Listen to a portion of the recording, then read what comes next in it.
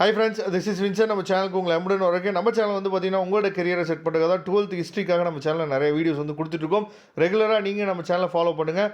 முக்கியமாக நம்ம சேனலோட வாட்ஸ்அப் குரூப்பில் கண்டிப்பாக நீங்கள் ஜாயின் பண்ணுங்கள். ஏன்னா அடுத்து நீங்கள் காலேஜுக்காக நீங்கள் வந்து ரெடி ஆகிட்டு இருப்பீங்க. அப்போ எந்த மாதிரியான காலேஜ் வந்து நம்ம போகலாம் அப்படிங்கிற ஈச் அண்ட் எவ்ரி வீடியோவுமே நம்ம உங்களுக்கு கொடுக்குறதுக்கு ரெடியாக இருக்கிறோம். அதனால் கண்டிப்பாக நம்ம சேனலை சப்ஸ்கிரைப் பண்ணிவிட்டு கண்டிப்பாக வாட்ஸ்அப் குரூப்பில் ஜாயின் பண்ணுங்கள். ஓகே, அதாவது ஹிஸ்ட்ரியில் ரொம்ப முக்கியமான கொஸ்டின் இப்போ நம்ம பார்க்க போகிறோம். தமிழ் மீடியத்துக்காக தான் பார்க்க போகிறோம்.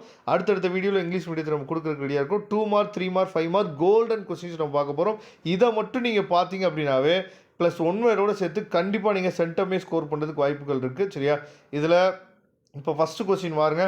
2 மார்க்கில் தேசியம் என்றால் என்ன, அதுக்கப்புறம் அவுரி கழகம் என்றால் என்ன, அதுக்கப்புறம் எல்பர்ட் மசோதாவின் முக்கியத்துவத்தை எதிரி. சரியா? நவீன கல்வியின் சமய பரப்பின் கொள்கையை அதாவது குழுக்களின் பங்கினை விளக்குக, தொடக்க கால முக்கிய தேசியவாதிகளை கண்டறிக. சரியா? பிரிட்டிஷ் இந்தியாவில் தீவிர அதாவது தேசியவாதிகள் மையமாக விளங்கிய தலைவர்களை கண்டறிக. அன்னி அம்மையார். சரியா? இதை பற்றின குறிப்பு. அதுக்கப்புறம் இந்தியா வந்த வேல்ஸ் இளவரசர் எவ்வாறு வரவேற்கப்பட்டார். இந்த மாதிரி மொத்தமாக சேர்த்து நமக்கு வந்து அதாவது ஒரு 51 கொஸ்டின் 2 மார்க் எடுத்துட்டிங்க அப்படின்னா ஒரு 51 கொஸ்டின் இருக்குது.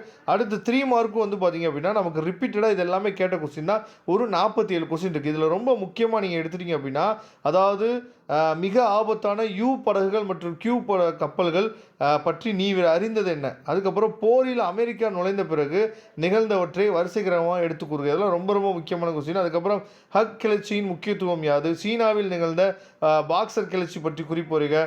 அதுக்கப்புறம் நோட்டாவை போல ஏன் சீட்டோ பிரபலமடையவில்லை. சரியா? இந்த மாதிரி கொஸ்டின்.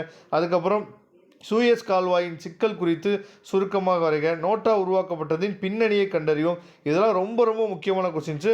நெக்ஸ்ட்டு 5 மார்க் பார்த்துட்டிங்கன்னா இதை மட்டும் நீங்கள் இப்போ நம்பி படிங்க, அதுவே போதுமானது. கண்டிப்பாக நீங்கள் வந்து 7 கொஸ்டினுமே நீங்கள் வந்து சூப்பராக என்ன பண்ண முடியும்னா உங்களால் எழுதிட முடியும். மொத்தமாக 5 மார்க் நீங்கள் எடுத்துட்டீங்க அப்படின்னா வெறும் 21 கொஸ்டின் மட்டும்தான் இருக்குது.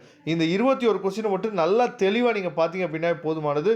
இதோட PDF லிங்க்கு நான் டிஸ்கிரிப்ஷன் பாக்ஸில் கொடுத்துருக்கேன், எடுத்து யூஸ் பண்ணிங்க. தேங்க்யூ. நம்ம நெக்ஸ்ட் வீடியோவில் பார்க்கலாம்.